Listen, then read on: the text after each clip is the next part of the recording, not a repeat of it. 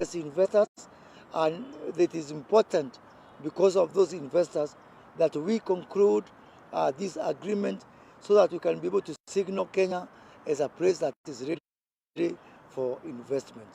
That is all we have to say, unless you have any questions. Thank you. So thank you very much, CS, for your remarks, very encouraging.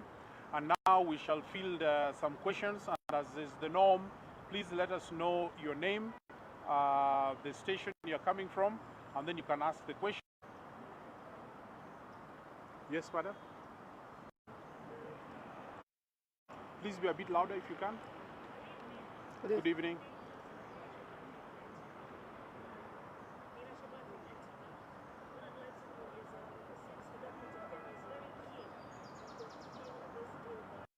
Most important thing is that we are having regular discussions. That's the most important thing. That we are sticking to the timeline of the negotiation, led by Connie Hamilton, the lead negotiator from the U.S., and Ambassador P.S. Alfred Kobudo. So the virtual sessions are also helping a lot. And Rastri is encouraging both sides to resort to what we are calling text-based, as opposed to conceptual-based negotiation, so that you can be able to look at the text of the negotiation and to keep in track. Thank you. Yeah? And of course, this is a very participatory process. So here, all the stakeholders in the U.S. is even more stringent in terms of the structure, because all the time Congress has to be put, in the loop, and we are doing all that concurrently. It's quite a lot of work, but we believe that we are up to the task, and we will keep to the timelines that we have given to ourselves. Thank you very much.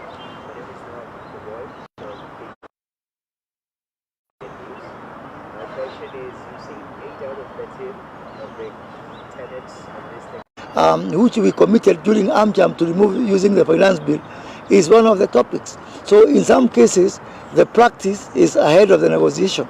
So these are shared topics. This is not something that is being forced on us. This is not something we are doing for favor either to the American side or to the Kenyan side. We are finding a lot of convergence, and that is why there has been a lot of acceleration of these topics. Thank you very much. Next question, and then we'll take two at a time, 2 or 3 at a time. Any other questions? Let me also mention something which I think is important. This week, you saw us gazette 2 EPZs, one in Eldoret and another one in Busia. And these are massive undertakings. It is because of the confidence that we are getting from as a result of this negotiating queue of investors, especially in areas like apparel, which is really beneficiary of the very huge American market.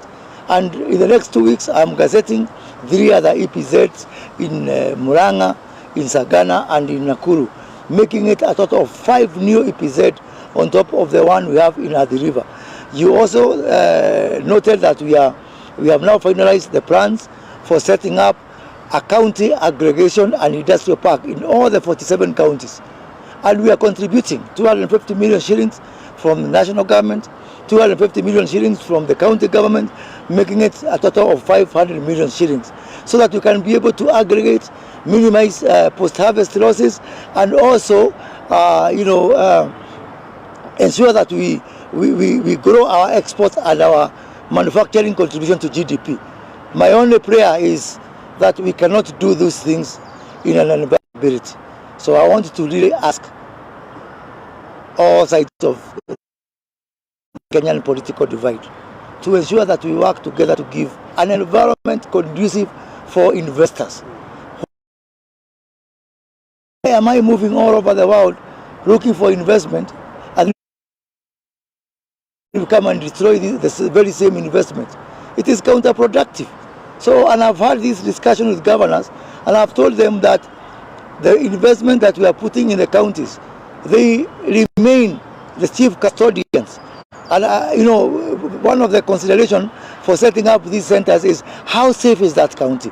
How safe is our money, taxpayers' money, investors who are moving in there, and you'll find that we will find it very difficult to set up in those counties where we feel that those investments are not safe. So please, let us do, and I'm talking to both sides, not one side. Let us do whatever it takes to have, peace in this country, to have stability, and to have an environment conducive for investment, because